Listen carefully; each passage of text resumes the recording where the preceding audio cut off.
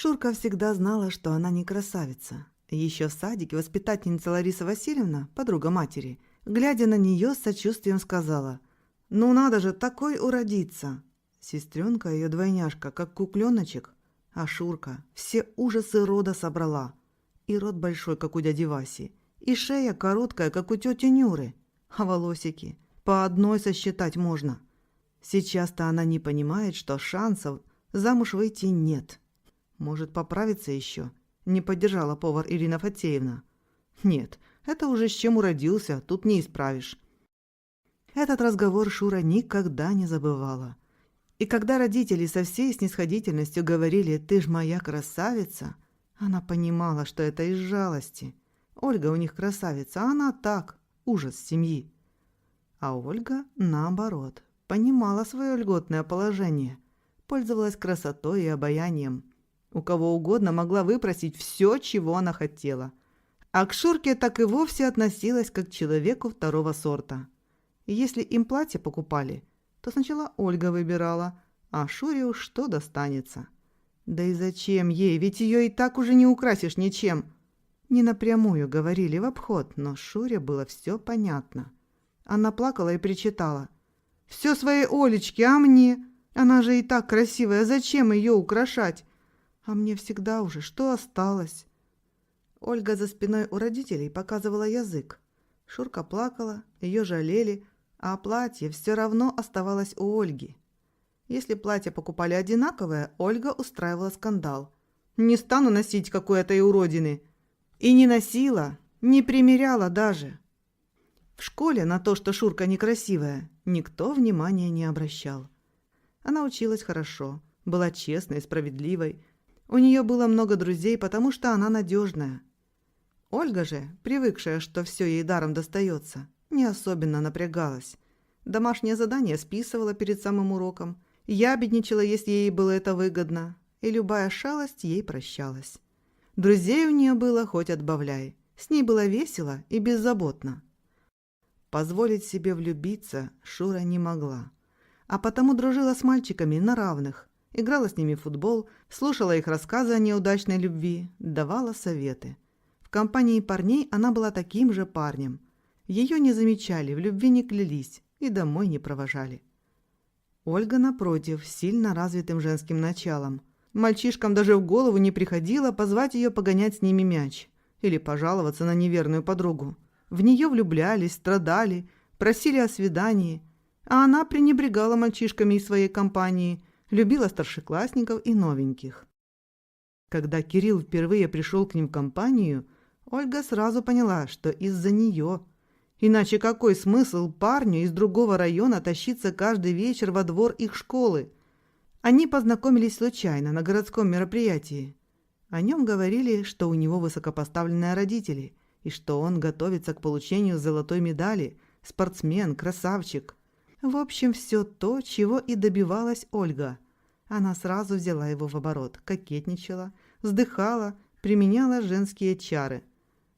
Шуре он тоже понравился, но она знала свое место и потому даже в его сторону не глядела.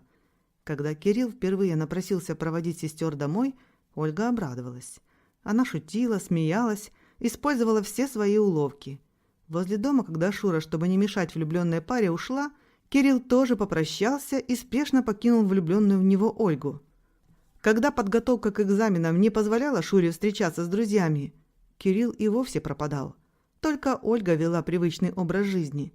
Институт ей все равно не светил, а аттестат с тройками и так отдадут. На выпускном вечере, как всегда, блистала Ольга. Шура получила аттестат, поздравления и отправилась домой. Празднование выпускного вечера ее не радовало. Ольга пришла под утро. Раскрасневшаяся, возбужденная, она рассказывала, как Кирилл весь вечер с ней танцевал, ухаживал, а потом пригласил ее к себе. А теперь, как порядочный человек, он просто обязан на ней жениться. Шуре эти рассказы были неприятны, но она молчала, сдерживалась. А Ольга рассматривала модели свадебного платья, будто уже все решено. На следующий день Кирилл пришел сам. Шура хотела идти за сестрой, но он ее остановил. «Не надо Ольгу звать, я к тебе пришел. Я вообще-то к тебе прихожу, только ты ускользаешь всегда. Вчера на выпускном хотел тебя застать, а ты убежала, едва получив аттестат. И потому ты отметил с моей сестрой? С какой сестрой? Непонимающе посмотрел на нее Кирилл. Нет, я походил вокруг твоего дома, но войти не решился. Домой ушел. А Ольга? Разве она не с тобой была? С чего ты взяла? На 3-м курсе института Шура вышла за Кирилла замуж. Ольга рассказывала родителям, что коварная сестра отбила у нее жениха, поэтому на свадьбе родственников невесты не было. Правда открылась через много лет, когда подвыпившая Ольга рассказала матери о том, что единственная ее любовь женился на родной сестре, а на нее он даже не смотрел. «А как же ваше свидание на выпускном?» – наивно спросила мать. «Да какое свидание? Если бы он хоть подошел ко мне, я бы его не упустила. А Шурка молодец, не поверила мне. Но ничего, вот устанет Кирилл от своей занудной женушки, уж я его тогда не упущу». «Только попробуй», – не выдержала мать. «Мы тебя жалели, думали, что Кирилл подлец, поматросил и бросил, а это ты кружева плетешь за спиной у сестры». Шура родителей простила. Тем более, что мать помогала растить дочь, пока молодая пара продолжала учиться. Вот только Ольгу на порог к себе не пускают. Опасно. Кто знает, что она там задумала.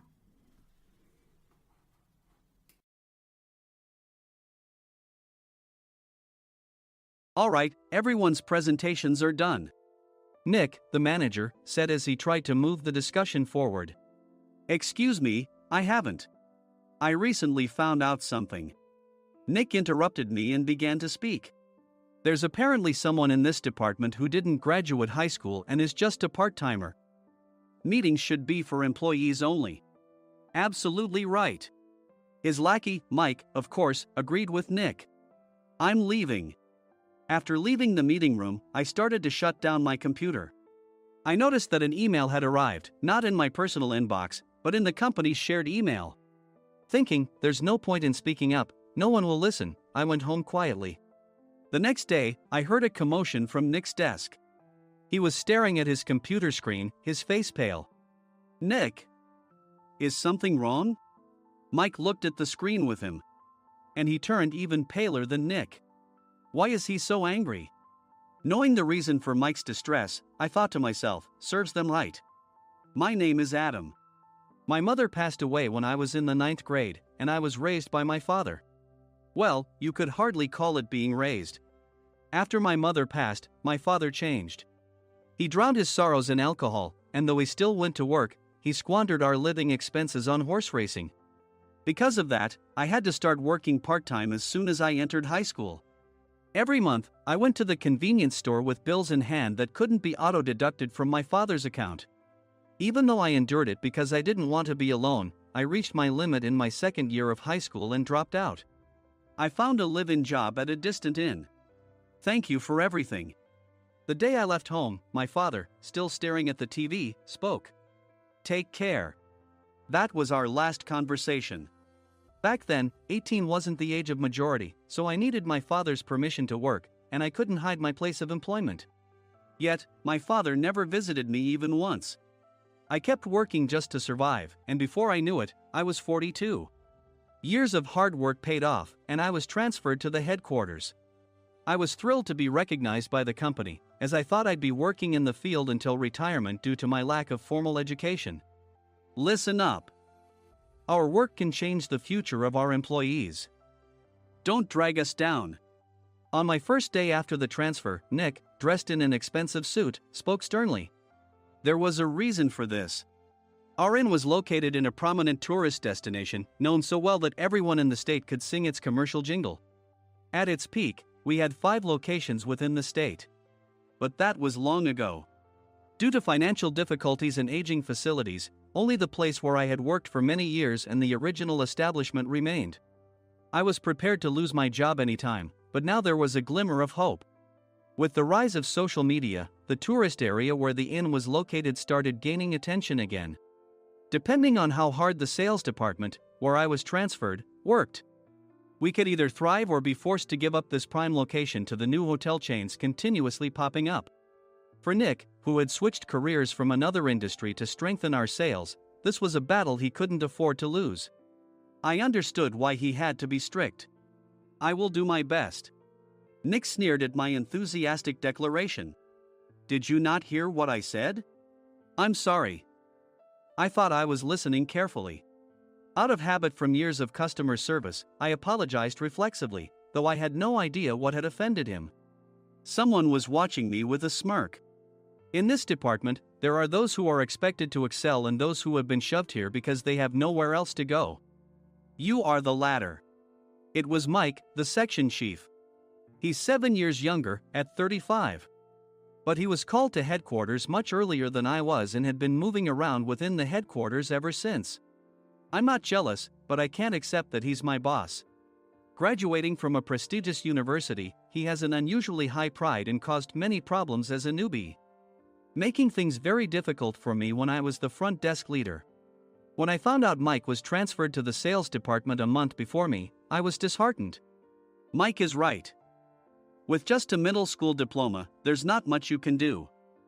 Don't even think about achieving results. As if I didn't exist, Nick remarked, "I'm thirsty." Mike eagerly ran to the coffee maker. It seems Mike is Nick's lackey. I regretted being happy about my transfer to headquarters, wishing I had stayed on site forever. Send a direct mail to every company on this list by the end of the day. Nick only assigned me tasks that even a new graduate could handle. What? There are over 1,000 companies. You want me to send to all of them by today? Yes, if you and your fellow misfits split the work, even those with nowhere else to go should finish by today. I glanced at the employees typing away expressionlessly. They were worn out from customer service, only thinking about leaving on time, or were women reassigned after having children, with zero motivation for work. Even Sam, a new graduate from the same university as Mike, who was supposed to be among the expected achievers, had no enthusiasm for the job, having joined the company wanting to do customer service. "I don't care what they say, I plan to quit any time," he said. Only Nick and Mike were highly motivated, making all the decisions between the two of them. I originally only wanted to work at the inn to survive and had no particular attachment to this job. I swallowed my words, thinking I had no right to reprimand them. About a month after the transfer, Nick told us with a frustrated look. "To commemorate the 50th anniversary, we've decided to create a plan exclusive for one group per day. Originally, Mike and I were supposed to come up with it, but our president, Mr. Thompson, insists on hearing everyone's opinions. So, you all get a chance." As Nick explained, Mike began handing out prints. "Make sure not to embarrass Nick. If your ideas are half-baked, you'll have to redo them." It seemed that they had printed his handwritten notes by Mr. Thompson, which included several questions and a section for free responses. It made sense why Nick had to seek our input, given that all responses had to be submitted to Mr. Thompson. We were given a week to think about it, and a meeting was scheduled to compile our ideas. My plan is to let guests enjoy both the old and modern America. Nick began the presentations. Guests would watch a master confectioner at a nearby traditional sweet shop make sweets in front of them. The welcome drink would be premium tea in a bottle. Nick's plan was certainly attractive. After his presentation, Nick called on us to present in the order we were seated. Just as I stood up for my turn. "All right, everyone's presentations are done." "Excuse me, I haven't. I recently found out something." Nick interrupted me. "There's someone in this department who didn't graduate high school and is just a part-timer." He was likely talking about me. I joined the company as a part-timer and was made a full-time employee when I turned 20. That was 20 years ago, so Nick and Mike probably had no chance to know until recently. Meetings should be for employees only. Absolutely right. After that, Nick kept creating opportunities to solicit everyone's opinions, purposefully excluding me from speaking. The meeting unexpectedly heated up and went past the scheduled end time. A few people asked to leave, and the discussion continued with the remaining few. "Still here?" Normally, you'd leave in that situation. Though I had no attachment to the job initially, hearing kind words from customers made me want to make them happier. For someone like me, with nowhere to go, the inn was my home and customer service was my life. I felt pathetic about my current self. I'm leaving. I left the conference room and started shutting down my computer. I noticed an email had arrived, not in my personal inbox, but in the company's shared email. Thinking no one would listen to what I had to say anyway, I quietly went home. The next day, while preparing the DM as instructed, I heard a commotion from Nick's desk. In his haste to stand up, he hit his knee on the desk. He stared at his computer screen, his face pale. "Nick! What's wrong?" Mike, thinking he should be the first to rush over, approached Nick while still wearing his coat. He peered at the screen with Nick. And he turned even paler than Nick. Why is he so angry? Who is responsible for this company? Nick, more irritated than ever, asked, and Mike answered without checking. Probably Sam.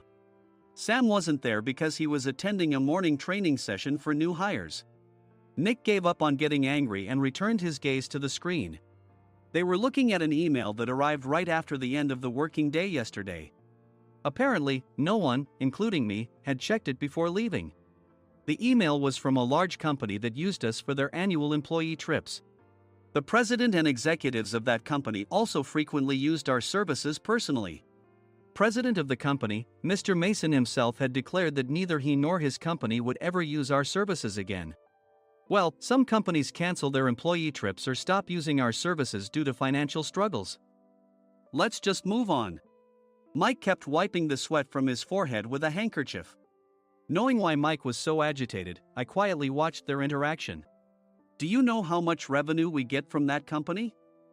We can find other guests to fill the rooms, but we'll lose the banquet costs, gift shop revenue, rental car fees, and more.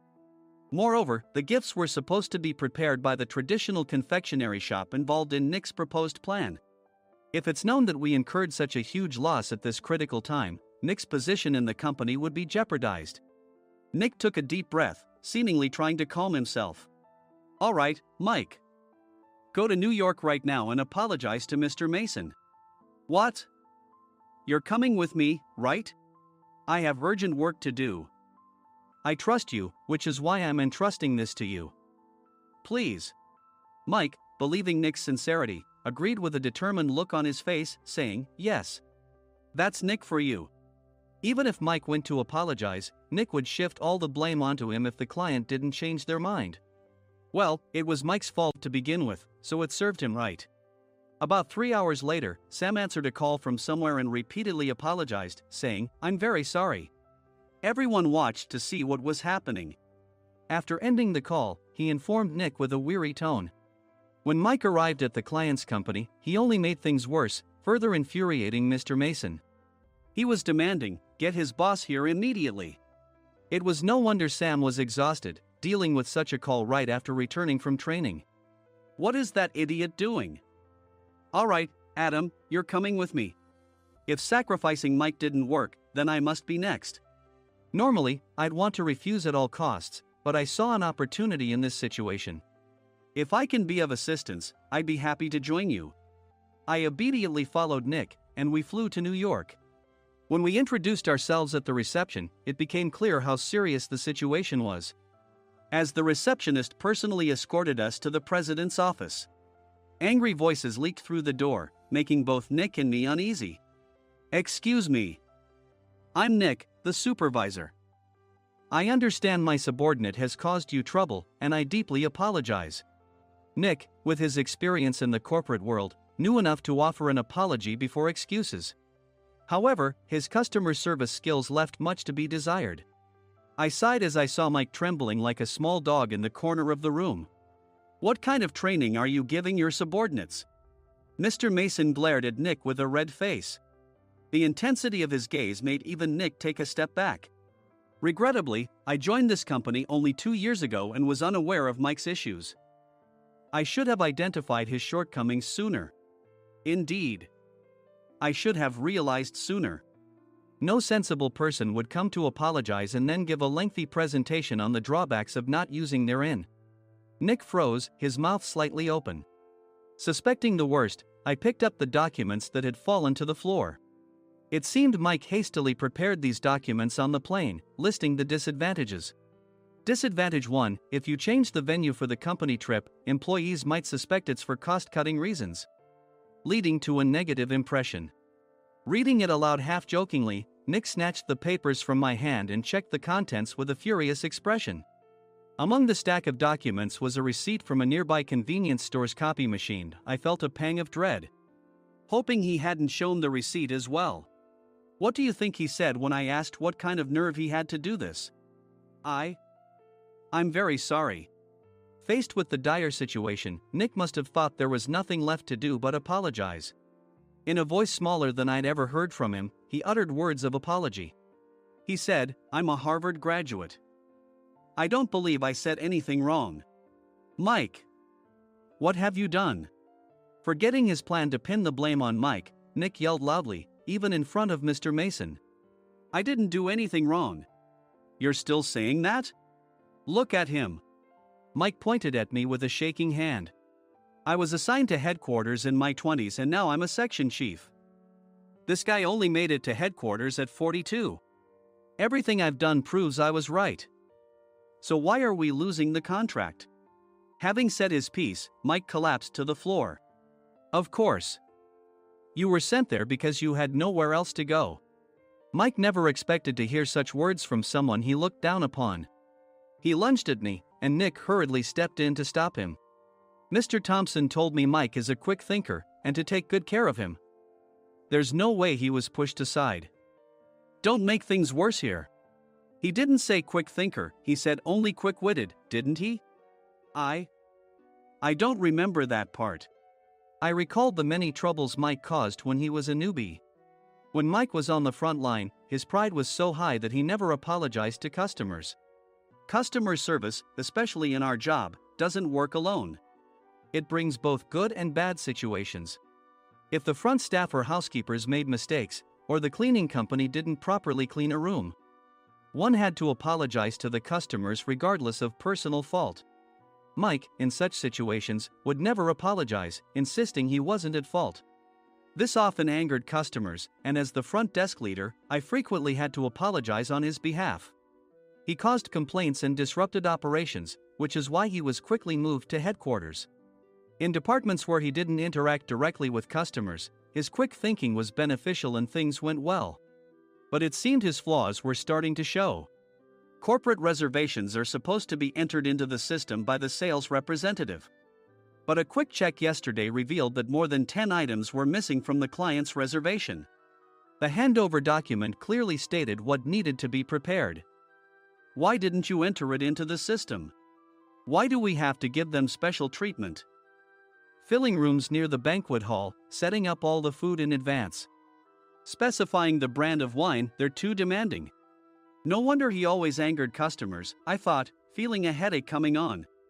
Grouping them in rooms near the banquet hall is for our benefit too. It makes it easier for the staff to set up beds and serve breakfast since everyone's schedule is synchronized. As for the other requests, Mr. Mason suggested them to lighten our load. I didn't know that. Nick finally seemed to realize that Mike was the one who had angered the client. What did you say to them? I just told them we wouldn't give them special treatment anymore. We shouldn't waste effort on things that don't bring in money. I was utterly exasperated at his lack of understanding of customer service. Of course, we shouldn't comply with unreasonable demands. But carrying over successful practices from past stays makes customers feel remembered and enhances their experience. Good memories encourage repeat visits. That's part of our job. I looked down at Mike, who was sitting on the floor. In our job, nothing is a waste.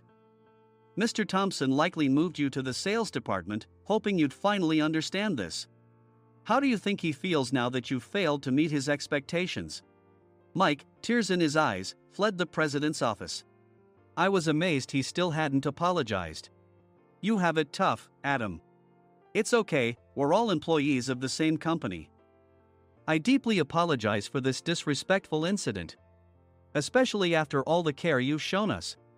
If it weren't for you, Adam, I really would have stopped staying here. When I heard you were moving to the sales department, I was willing to reconsider if you handled it.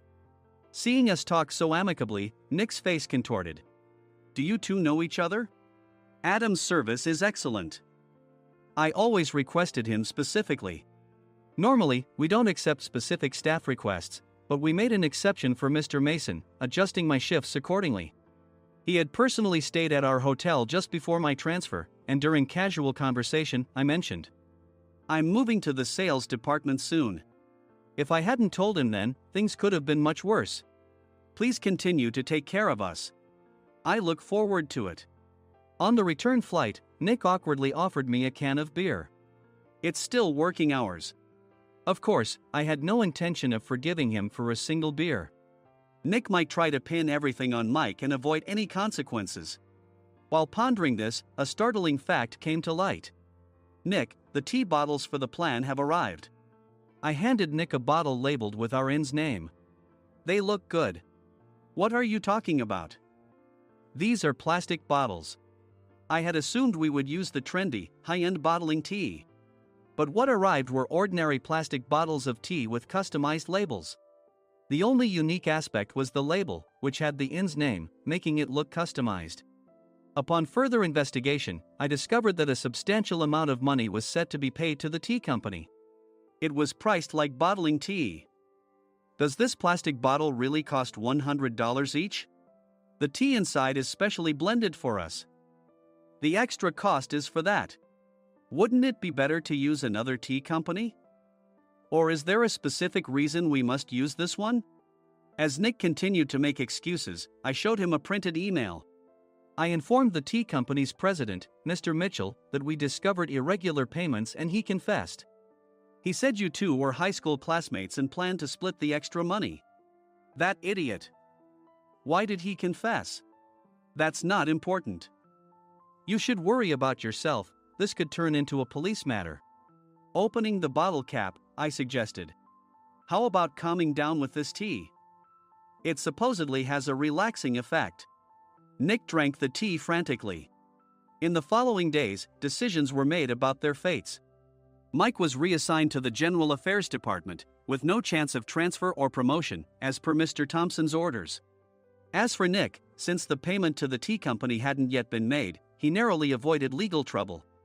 Instead, he was encouraged to leave the company, and to avoid further complications, Nick submitted his resignation. Rumor has it that connections between HR departments have made it difficult for him to find new employment. Even though it was good to have those two gone, something unexpected happened in the sales department. Everyone became motivated and united in refining the 50th anniversary plan. In the end, my plan was adopted. We collaborated with the Tourist Information Center to provide personalized guides. The plan, tailored to the number of guests, was truly special for the 50th anniversary. "Hey, is Adam's family coming to stay?" I immediately booked that special plan for my family. Sam noticed it on the reservation list and quickly picked up on it. "Yes, I'm inviting my father." "That's great. I might invite my parents too." I lacked the courage to face my father just as Adam. But here, with the confidence Mr. Mason praised, I felt ready. The 50th anniversary plan was a perfect opportunity to reconnect with my father. I hoped to bring back the days when we could laugh together as we once did.